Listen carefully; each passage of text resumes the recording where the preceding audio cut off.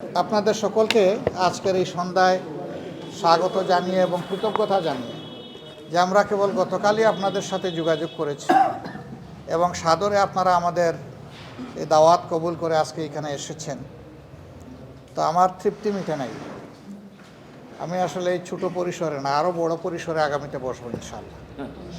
একদম হল ভর্তি করে আমরা বসবো আশা করি। তো আজকে যারা এসেছেন তাদেরকে অভিনন্দন জানিয়েই কেন আমি আজকে এসেছি এ ব্যাপারে দুই একটি কথা বলতে চাই। ভেরি রাইটলি এই চার্চের যিনি সেক্রেটারি তিনি বলেছেন, সম্ভবত এটি আমাদের জীবনের প্রথম ইন্টারেকশন। আপনাদের সাথে বসা, কথা বলা, আপনাদেরকে জানার চেষ্টা করা, আমাদের কি উদ্দেশ্যে আমরা কাজ করি সেগুলো একটু জানানো। তো আমরা সংক্ষেপেই সব বলবো। যে কথাটা এখানে এসেছে যে আমরা আসলে এক জায়গা থেকেই সবার জন্ম হয়েছে। আমাদের গ্র্যান্ডফাদার একজনই, তিনি হচ্ছেন হজরতে আদম আলাইহিসসালাম। মাদার একজনই, তিনি হাওয়া আলাইহিসসালাম। ইসলাম আল্লাহ তাআলার প্রেরিত সমস্ত প্রফেট যারা আছেন সবাইকে রেসপেক্ট করে এবং এটা আমাদের ইমানের অংশ। তারা আল্লাহর প্রফেট, তারা আল্লাহর মেসেঞ্জার, আল্লাহর পক্ষ থেকে বাণী নিয়ে এসেছিলেন, মানুষের কল্যাণের জন্য এসেছিলেন এবং আজীবন তারা মানুষের কল্যাণে কাজ করে বিদায় নিয়েছেন। এটা আমাদের ফেইথের অংশ, আমাদের ফেইথের বাড়তি একটা অংশ আছে। এটা শুধু আপনাদের রিলিজিয়নের সাথে রিলেটেড। এটি হচ্ছে যে দুনিয়ার শেষ প্রান্তে গিয়ে যখন মহাবিপর্যয় মানবতার মধ্যে বিশৃঙ্খলা দেখা দেবে, তখন হজরত ঈসা আলাইহিসসালাম আবার আসবেন দুনিয়ায়। অনলি নবী যিনি দুইবার দুনিয়ায় আসবেন, আর বাকি সকলের আগমন মাত্র একবার ঘটবে। এটা আমাদের কোরআনের বাণী। সো এই দিক থেকে সকল নবীর ব্যাপারে অবশ্যই আমাদের রেসপেক্ট আছে। আমরা যে নবীর ফলোয়ার তার ব্যাপারে রেসপেক্টের আমাদের কোনো কমতি নাই, কিন্তু এখানে ডাবল জায়গা। তো আমরা সেই কমিউনিটির সাথে আজকে বসেছি। এই বসাটা দেরিতে হলেও আমাদের জন্য সৌভাগ্য। বাংলাদেশ ছোট্ট একটি দেশ, এখানে 180 মিলিয়ন বা 18 কোটি মানুষ বসবাস করে। নারীরা আছেন, পুরুষরা আছেন। আমাদের এটা একটা সাজানো ফুলের বাগান। এই বাগানে বেসিক্যালি 4টা ধর্মের মানুষ আমরা এখানে বসবাস করি। আমরা মিলেমিশে বসবাস করব, এটি আমাদের সকলের চাহিদা। কিন্তু মাঝে মধ্যে কিছু উতুম পেছা আমাদের বাগানে ঢুকে যায়, ঢুকে আমাদের ফুলকে এলোমেলো করে দিতে চায়, আমাদের সৌন্দর্য ধ্বংস করতে চায়, আমাদের মিউচুয়াল হারমোনি বা পারস্পরিক যে সংহতি আমাদের আছে এটা নষ্ট করতে চায়। আমরা এটাকে তীব্রভাবে ঘৃণা করি এবং আমরা যুগের পর যুগ একসাথে বসবাস করছি। আমাদের সহকর্মীদেরকে আপনারা চিনেন। আশা করি এ ব্যাপারে আপনারা একমত হবেন আমার সাথে যে আমাদের সহকর্মীরা মানুষের সামনে দৃশ্যমান যে সমস্ত সামাজিক উপক্রম আছে এগুলোর সাথে আমাদের সহকর্মীদের কোনো সম্পর্ক নেই। আমাদের লোকেরা চাঁদাবাজি করে না, অন্যায়ভাবে কারো সম্পত্তি দখল করে না, কারো ইজ্জতের উপরে হাত দেয় না, চুরি ডাকাতি করে না। আমাদের লোকেরা মানুষকে ধোঁকা দেয় না এবং কোনোভাবেই মানুষের উপর জুলুম করাকে নিজের জন্য হারাম মনে করে। তারপরে এই কথা আমি বলবো যে আমরা ফেরেশতা নই, আমাদেরও ভুলভ্রান্তি আছে। ভুলভ্রান্তি হলে কেউ আমাদেরকে ধরে দিলে আমরা তার কাছে কৃতজ্ঞ থাকি এবং সংশোধন করার চেষ্টা করি। কিন্তু এই ধরনের সামাজিক কোনো অপকর্মকে আমরা কখনো প্রশ্রয় দিই না, এটি আমাদের নীতি বিরুদ্ধ। 2 নম্বর হচ্ছে যে আল্লাহ খ্রিস্টান ধর্মের লোকদেরকে পয়দা করেছেন সেই একই আল্লাহ হিন্দু ধর্মের লোকদেরকে পয়দা করেছেন, সেই একই আল্লাহ বৌদ্ধ ধর্মের অনুসারী যারা তাদেরকে পয়দা করেছেন, সেই একই আল্লাহ মুসলমানদেরকে পয়দা করেছেন। আল্লাহর সূর্য থেকে সকলেই সমান ভাগ পায়, আসমান থেকে বৃষ্টি হলে সমান বেনিফিট পায়, আবার জমিনে কোনো বিপর্যয় সৃষ্টি হলে সবাই সমানভাবে ক্ষতিগ্রস্ত হয়। কাজেই ভালো মন্দের আমরা কিন্তু অংশীদার। একটা সমাজে যখন আমাদের মধ্যে পারস্পরিক সংহতি, সৌহার্দ্য, ভালোবাসা, মানবতার সম্পর্ক থাকবে, তখন সমাজটা অনেক ভালো হয়ে চলে। মাঝে মধ্যে আমাদের দেশে এবং প্রায় সকল দেশে ধর্মীয় দিক থেকে যাদের সংখ্যাটা কম, তারা বিভিন্নভাবে সংখ্যাগুরু যারা তাদের হাতে নির্যাতিত হন। আমরা নাগরিকদেরকে এই দুই ভাগে ভাগ করতে চাই না, আমরা এটার বিরোধী। আমাদের ফিলোসফি হচ্ছে যে প্রিয় দেশে যারাই এখানকার নাগরিক, এটা জন্মসূত্রে হোক অথবা ডোমিসাইলড হোক, তাদের সকলের অধিকার সমান। এখানে ধর্মের ভিত্তিতে অধিকার ভাগাভাগি হবে না। মানুষের যে 4টি মৌলিক অধিকার রাষ্ট্রের কাছে আছে, এই 4 অধিকার সকলে সমানভাবে ভোগ করবে। একটা সন্তান জন্ম নেওয়ার পর সচ্ছল পরিবারের লোকেরা তাদের আর্থিক যোগান দিয়ে সন্তানকে মানুষ করবে, লেখাপড়া করাবে। কিন্তু যার আর্থিক যোগান দেওয়ার সঙ্গতি নাই, তার দায়িত্ব সরকারকে, রাষ্ট্রকে নিতে হবে। যদি রাষ্ট্র নেয়, রাষ্ট্রেরই কল্যাণ হবে, যদি না নেয়, রাষ্ট্রের অকল্যাণ হবে। কারণ এই মানব সন্তান যখন সুশিক্ষা থেকে বঞ্চিত হবে, তখন একদিন বড় বড় হাইরেজ বিল্ডিংয়ের দিকে তাকাবে আর বলবে, তুমিও মানুষ, আমিও মানুষ, তো আমার অবস্থা যেমন কেন? তখন তার মধ্যে কিন্তু বিদ্রোহের আগুন জ্বলে উঠবে, যে আমাকে ডেপ্রাইভ করে এই 20 তলা 34 তলা হয়েছে। সে কিন্তু আমাকে রেসপেক্ট করবে না, আমি যে 20 তলায় থাকি। সে আমাকে ঘৃণা করবে। তাকে ঘৃণা করতে আমি শিখিয়েছি। তার অধিকার আমি রাষ্ট্র দেইনি, সমাজ দেইনি বলে সে আমাকে আজকে ঘৃণা করছে। তাকে যদি মানুষ হিসাবে গণ্য করে আমরা তার মানবিক বিকাশে সহায়তা করতাম, তাহলে আজকে সে এই পর্যায়ে পৌঁছত না। আমি একবার আমাদের বস্তিগুলোতে একটা জরিপ চালিয়েছিলাম। 134টা বস্তিতে জরিপ চালায় কিছু ফাইন্ডিংস আমার সামনে আসলো। আমি দেখলাম যে সমাজের যত সন্ত্রাস, যত অপকর্ম 2 জায়গার মানুষ করে। এক হইল সবচেয়ে উচ্চশিক্ষিত যারা, তারা সন্ত্রাস করে কলম দিয়ে, ব্রেইন দিয়ে। আর যাদের কলমের জোর নাই, ব্রেইনের জোর নাই, তারা করে হাত দিয়ে। এবং এই অংশটা ম্যাক্সিমাম বের হয়ে আসে বস্তিতে। আসবে না কেন? সেও মানুষ। একটা বস্তির মধ্যে হয়তো 50টা খুপি আছে, সেখানে শত শত মানুষ বসবাস করে। মানুষ হয়ে ইতর জীবনযাপন করে, যেটাকে আমরা বলি মানবেতর জীবন।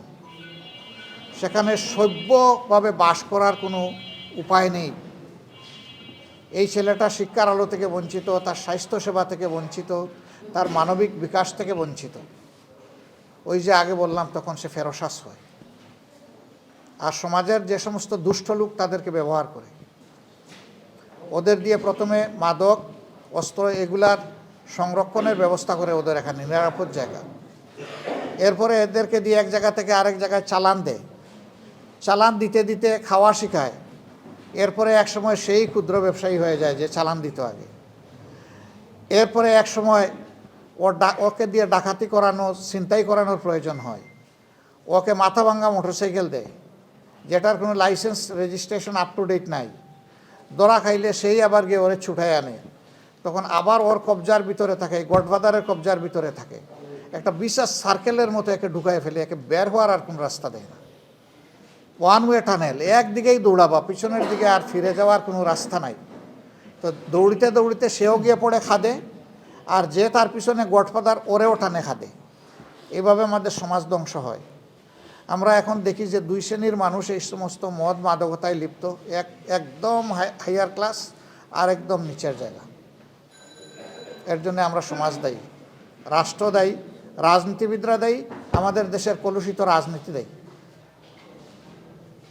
রাজনীতি যারা করবে তাদের রাজকীয় মন থাকবে, তাদের মনে সমস্ত মানুষকে ধারণ করতে হবে, তাদের মধ্যে হিংসা, প্রতিহিংসা এবং লোভ থাকবে না। কিন্তু আমরা তো এর ঊর্ধ্বে উঠতে পারলাম না। আমাদের আগের 23 বছর, পরের 53 বছর একই তো অবস্থা আমাদের। 66 বছর তো আমরা একভাবেই কাটাইয়া দিয়েছি। 76 বছর, এই 76 বছর আমরা একইভাবে আমরা কাটাইয়া দিয়েছি। এর জন্য আমরা দায়ী। তো বলবেন যে আপনার মতো তো অন্য সুন্দর সুন্দর কথা আগেও অনেকে বলেছে, তো সমাজকে দেওয়া কথা তো রাখে না। এখন মিডিয়ার যুগ, প্রত্যেকটি মিডিয়া আমাদেরকে ধারণ করে এবং তাদের আর্কাইভে আমাদের কথাগুলো রেখে দেয়।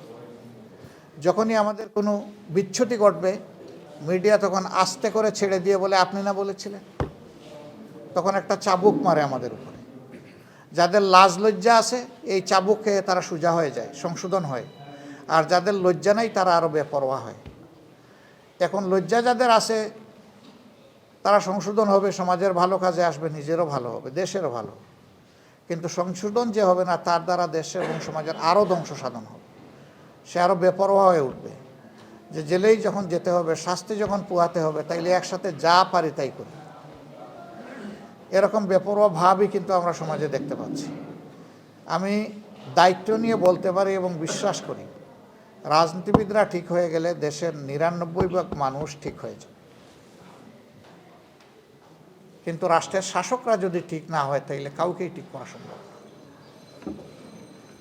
অনেকে বলেন যে এইটা করিও না, ওইটা করিও না, ওইটা করিও না। তার কর্মীরা বলে, আপনি কি করেছেন আমি জানি না। এখন যে নেতা নিজে অপরাধে লিপ্ত, সে যখন তার কর্মীকে ভালো কথা বলে, কর্মী তখন পেঁচার মতো হাসে। আপনি না বলেছিলেন, আপনি না এটা করেছিলেন, তখন তো কিছু করার থাকে না। আমি বিশ্বাস করি, যারা নির্দিষ্ট ধর্মে বিশ্বাস করে তারা কখনো বেপরোয়া হতে পারে না। তারা সবাই বিশ্বাস করে জীবন আমার শেষ নয়, আরেকটা জীবন আমার জন্য অপেক্ষমান। সেই জীবনে গিয়ে আমাকে ফাইনাল ডে অফ জাজমেন্টে আমাকে দাঁড়াতে হবে, আমার অ্যাকাউন্টেবিলিটি হিসাব ওখানে মিলিয়ে দিতে হবে। যিনি মিলিয়ে দিতে পারবেন তিনি সাকসিডেড হবেন, যিনি মিলিয়ে দিতে পারবেন না তিনি কট হয়ে যাবেন। এবং কট যিনি হবেন, সব ধর্মই বলে যে তার জায়গা কোথায় হবে, একদম ঠিকানা বলে দেয়। আপনারা যারা ধর্মকর্ম করেন, আমি বিশ্বাস করি আপনারা নিজের কল্যাণ কামনা করেন, মানবজাতির কল্যাণ কামনা করেন। যে দেশে জন্ম নিয়েছেন সেই দেশের কল্যাণ কামনা করেন। দেশ আমাদের সকলের। এই দেশের প্রতি ইঞ্চি জায়গার উপরে আমাদের সকলের হক আছে। এই জন্য ঢাকার মানুষকে পঞ্চগড়ে জমি কিনতে পারে, তার হক আছে বলেই পারে, নাইলে সে পারত না। এখন শুধু সম্পদের মালিক হওয়াই আমার দায়িত্ব নয়, বরঞ্চ এই সম্পদকে রক্ষা করা আমার দায়িত্ব। মালিকানা যার যার সামর্থ্য অনুযায়ী, কিন্তু রক্ষা করার দায়িত্ব সকলের সমান। কারণ দেশ বাঁচলে আপনি বাঁচবেন, আমিও বাঁচব। দেশ যদি কোনো হুমকির মুখে পড়ে, আপনিও পড়বেন, আমিও পড়ব। যখন কোনো সন্ত্রাসী কোনো জায়গায় হামলা চালায়, কমন কোনো মবের উপর, তখন সে দেখে না কে কোন ধর্মের, সে তখন চালায় দেয়। আল্লাহর পক্ষ থেকে মানুষের জন্য যখন শাস্তি আসে, তখন বেছে বেছে শুধু ভালো তাদেরকে আল্লাহ এসকেপ করেন না। কেন করেন না? তো ওদের সামনে অপকর্ম হয়েছে, ওরা কিন্তু প্রতিবাদ করে না। এই জন্য সকলেই শাস্তির উপযুক্ত হয়ে যায়। অন্যায়কারী এবং অন্যায়ের প্রতিবাদ নাকারী দুই যে করে না, ইকুয়াল স্ট্যাটাস, সমান, কোনো বেশ কম নাই। তো আমরা তো বিশ্বাস করি যে এই দেশকে আমরা সবাই ওন করি, ভালোবাসি। আপনাদের চেয়ে আমি বেশি ভালোবাসি, এই দাবি আমি করি না কখনো। আমি মানুষের চাইতে ভালো মানুষ, এটাও আমি কখনো চিন্তা করি না। ওরা আমার পার্সোনাল বিলিফ হচ্ছে যে আমার চাইতে প্রত্যেকটা মানুষ ভালো। আমি যদি কিছু ভালো হওয়ার চেষ্টা করে থাকি, তাইলে অন্য মানুষটা আমার চেয়ে ভালো। বলবেন যে আপনি কি চোরকেও ভালো মনে করেন? চোরের একটা দোষ হচ্ছে সে চুরি করে, তার যদি আরও কোনো হিডেন গুণ থাকে যেটা আমি জানি না, ওই গুণের কারণে তো মানবতার জন্য কল্যাণকারী হয়ে যেতে পারে। আমি তো তার সব কিছু জানি না, তার ভিতরের খবর আমি রাখি না। ভিতরের খবর একমাত্র সত্তা, যিনি আল্লাহ, প্রভু, গড, ঈশ্বর, আমরা যাই বলি, একজনই রাখেন, এর বাইরে তো কেউ রাখে না। তা আমরা এই দেশটাকে মিলেমিশে ভালোবাসতে চাই, সুন্দর করতে চাই। জামাতে ইসলামী সম্পর্কে কিছু অপপ্রচার আছে। এটা হলো যে আমাদের দ্বারা মাইনরিটি সম্প্রদায়ের মানুষেরা, সংখ্যালঘু সম্প্রদায়ের মানুষেরা, ধর্মীয় সংখ্যালঘু সম্প্রদায়ের মানুষেরা ক্ষতিগ্রস্ত হন, আক্রান্ত হন। আমার এই ক্ষুদ্র বয়সে আমি যতটুকু দেখেছি, আমি আগেই বলেছি আমরা ফিরিস্তা নই, ভুল ত্রুটি কেউ করতেই পারে, কিন্তু আমাদের সংগঠন সামগ্রিকভাবে এই উপকর্মে জড়িত নয়। বিশেষ করে আমাদের দায়িত্বশীল নেতৃবৃন্দ কেউ জড়িত নয়। অন্য জায়গায় কিন্তু নেতাদের পেটেই ঢুকে এগুলা। আমাদের এখানে আল্লাহর মেহেরবানি ব্যতিক্রম, আমরা কাউকে এলাও করি না। ওই সমস্ত বেতমিজি করে জামাতে ইসলামীতে কারো জায়গা নেই। আমরা আস্তে করে সুইপ করে দেই, এটি আপনার ঠিকানা নয়, আপনি ভিন্ন ঠিকানা খুঁজেন, অথবা আপনি সংশোধিত হয়ে এখানে আসেন। এটা আপনি করতে পারবেন না। এই জন্যে 14 সালে আমি ওপেন স্টেটমেন্ট দিয়েছিলাম এবং জাতিসংঘ মানবাধিকার কমিশনের কাছে চিঠি লিখেছিলাম যে এই দেশে 46 সালের পর থেকে বাদ দিলাম, 72 সাল থেকে শুরু করে 14 সাল পর্যন্ত যতগুলা ভায়োলেন্স হয়েছে, আইদার রিলিজিয়াস অর কমিউনাল, জাতিসংঘ তার উদ্যোগে একটা ইনকোয়ারি করুক, ইনভেস্টিগেশন করুক। আমরা বলেছিলাম যে আমরা সর্বাত্মক সহযোগিতা দেব। এখানে যদি এই ইনকোয়ারিতে উঠে আসে যে আমাদের কোনো লোক জড়িত অথবা দোষী, আমরা বিচারের হাতে আমরা তাকে তুলে দেব। জাতিসংঘ এটা করে নাই, কেন করে নাই? হয়তো আমাদের ছোট চিঠি তাদের পছন্দ হয় না, এই জন্য করে নাই। আমরা এই দেশের সরকারকেও বলেছিলাম আপনারা করেন, তবে আপনাদের একার করা আমরা মানব না। আপনারা মাল্টিনেশনাল অথরিটিকে এখানে এঙ্গেজ করতে হবে। দুনিয়ার কিছু মানবাধিকার সংস্থার হাতে এই দায়িত্ব দিয়ে দেন, তারা করুক। অ্যামনেস্টি আছে, হিউম্যান রাইটস ওয়াচ আছে, human right commission of Asia আছে, তারা করুক। তারা করে দেখুক কোন দল কোন সংস্থা কতটুকু বাড়াবাড়ি করেছে। আমি সবসময় আমার বিভিন্ন ধর্মের ভাইদের সাথে যখনই দেখা হয় আমি বলি যে আপনারা সাহস একটু করেন, একটু করতে হবে। সাহস করে সাদাকে সাদা বলেন, কালোকে কালো বলেন। আমি কালো হলে আমাকেও ছাড়বেন না, আমারও ধরেন। আমার কোনো সহকর্মী কালো হলে ওরেও ছাড়বেন না, ওরেও ধরেন। কিন্তু কালোকে চাপিয়ে রাখবেন না। কালোকে চাপিয়ে রাখলে তো ও আলো কুচকুচো কালো হবে, আরও বেশি দুষ্টামি করবে। সে বুঝবে যে এই সমস্ত করার পরেও তার কিছু হয় না। আর যখন ব্লেম গেম খেলা হয়, আমাদের উপরে যখন ফেলে দেওয়া হয়, তখন ওরা হাসে দূর থেকে, যারা এগুলা করেছে, পারপিটেটর যারা, যে কাজ আমরা করলাম, যাচ্ছে ওদের দিকে, চালাও, অসুবিধা নেই। এই জন্যে শুধু এই ব্যাপার না, সমাজে এই ধরনের যত অপকর্ম হয় সবগুলার ক্ষেত্রে কোমর সোজা করে, বুক শক্ত করে আমাদেরকে কালোকে কালো বলতে হবে, সাদাকে সাদা বলতে হবে। যদি আমরা তা বলতে পারি তাহলে এই সমাজের দুষ্টারা গুহায় আশ্রয় নিতে বাধ্য হবে। এরা সমাজের উপরে কোনো তাণ্ডব চালানোর সাহস করবে না, এবং তখন আমরা সকলে মিলে ওদেরকে প্রতিরোধ করব। এখানে কোনো দলও দেখব না, ধর্ম দেখব না, সবাই সবার পাশে দাঁড়িয়ে যাব। একজনের উপরে আঘাত হলে সবাই বলবো যে আছি, তুমি এখানেও, তোমার সাথে আমরা আছি। যে আঘাতপ্রাপ্ত হবে আমরা তাকে আশ্বস্ত করব, শক্তি যোগাব।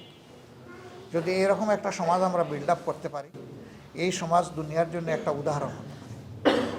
আমরা এরকম একটা সমাজ নির্মাণের স্বপ্ন দেখি। আমার এই কথাগুলো আপনারা রেকর্ড করে রাখেন, আমার কোনো আপত্তি নেই।